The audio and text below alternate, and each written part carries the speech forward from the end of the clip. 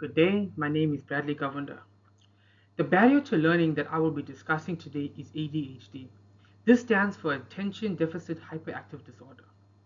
The first steps in any intervention program is identifying the problem.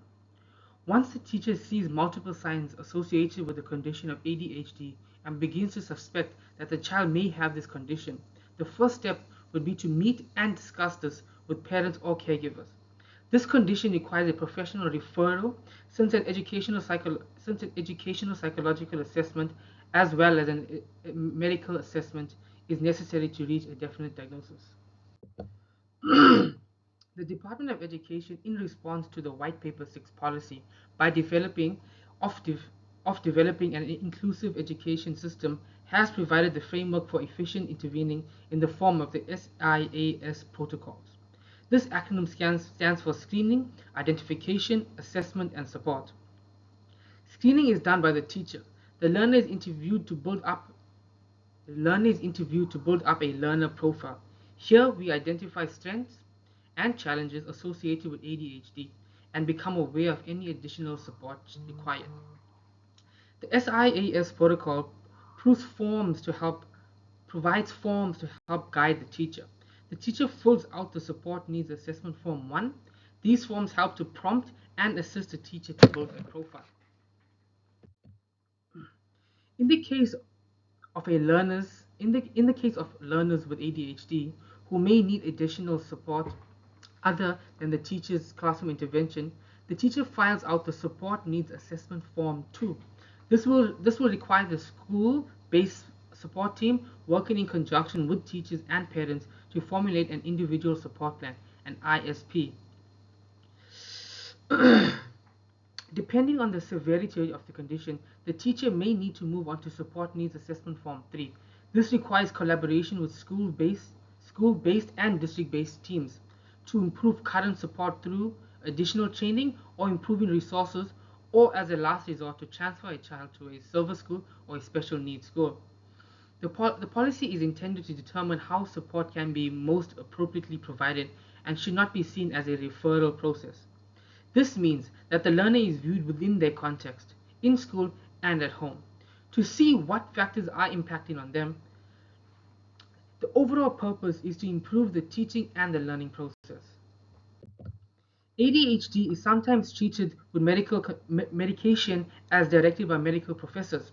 It can lessen the symptoms of ADHD and can be used together with an individual support plan and ISP to allow the learner to participate in and experience active learning in the classroom. The school-based support team, together with the teacher and the parents, will meet and decide on the ISP to be implemented. Additional services like speech therapy, occupational therapy, or counseling will be undertaken by the parents or caregivers. The parents will work together with the school to integrate these activities and the results obtained into the ISP. For example, if the OT session was focused on sensory functions, then the teacher can incorporate sensory activities like beadwork, ball work, or running games into the ISP to complement the OT treatment. In the instance where parents are unable to access the resources of medical professionals, the school management team will contact the district-based support team to obtain additional support. The district-based support team will develop a framework of collaboration and teamwork to support the child with ADHD. The BST can coordinate to get additional resources from community resources, special schools, resource centers, and even provide additional training and development for teachers to work with a learner with ADHD. What does an individual support plan look like for a learner with ADHD? The ISP is a critical component for the learner's educational journey. The ISP will provide accommodations, concessions, goals, and support services to meet the needs of the learner in the classroom and in social settings. The 5 dimensions of differentiation, as postulated by Joseph Renzulli, will be utilized efficiently to accommodate the learner. The curriculum content can be adjusted to accommodate the abilities and interests of the learner. When playing lessons, I will keep in mind the level of the student and what he or she finds interesting. For example, by providing more scaffolding for the learner with ADHD and giving repeated instructions. If, for example, the learner loves cars or sports, I can use real-life examples from the fields of interest to teach applications of the concepts being taught. The next differentiation is instructional strategies. Different children will have different learning styles. For example, working in groups or in pairs or alone. Sometimes a section can be taught in the form of a project or by discussing with the classroom or with groups. Once more, this will depend on what keeps the learners more engaged. Sometimes a class discussion becomes too boring and the learner gets distracted by the excessive noise or reaction of the other students. In this case, the learner will benefit from smaller groups or working in pairs. I will ask the learner to choose his or her partner. In that way, there will be active involvement and a feeling of belonging. The buddy system helps learners learn from peers. To further accommodate the learner struggling with ADHD, I will break up the task into smaller sections. This will require shorter periods of concentration. This will help build self-confidence as a completed task, or assignments will encourage a learner to try harder and to finish other tasks. I will allow rest periods between tasks to refresh and refocus concentration. Concessions like extra time or rest periods during the test can be given. The learning environment can be adjusted. I will seat the learner close to me while maintaining his or her connection to the class. I will also make sure the learner is not placed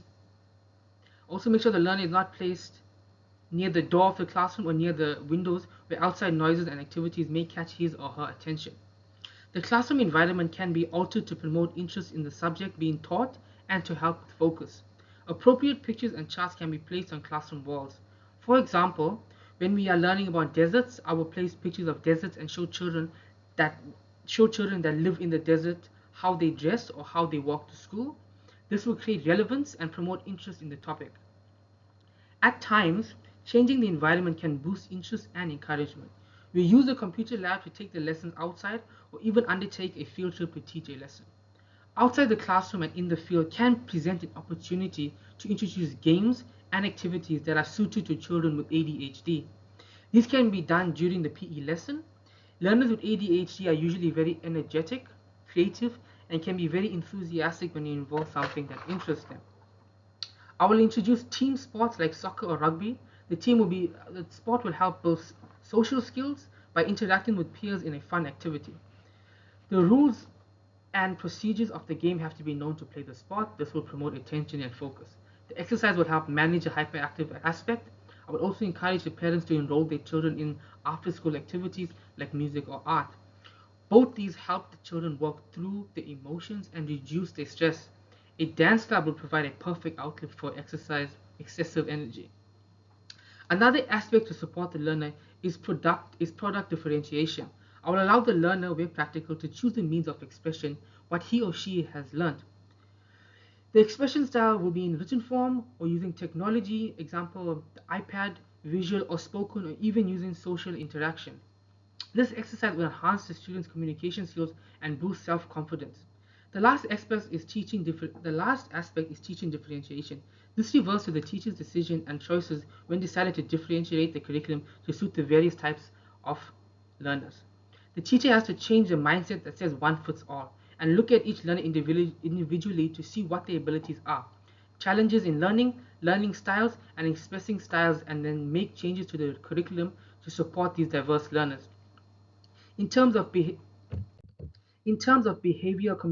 modification, I will practice positive reinforcement to encourage desired behavior. Instead of focusing on the negative aspects of ADHD, I will praise good behavior, completion of tasks, and excellent focus when the learner finds something interesting. I will encourage social interaction between learners. For example, before starting a group task, tell each other what they did over the week or tell each other what is your favorite leisurely activity. This will build self-confidence and self-awareness so that the learner can modify their own behavior to be a part of the group to fit in. Visual and auditory cues can help the student to maintain attention to class tasks. I will use verbal reminders and prompting to support the learner to stay focused on the task at hand. I can alternate with using a visual timer to help learners manage his time and to complete the given task. These two supports can be used for every task to teach time management and to maintain focus on the task. The ISP is a program that takes into account that the learner with ADHD is evolving. The program should be monitored and reported on and be assessed for efficiency and at least once a year or if not more, depending on the learner's process. Thank you.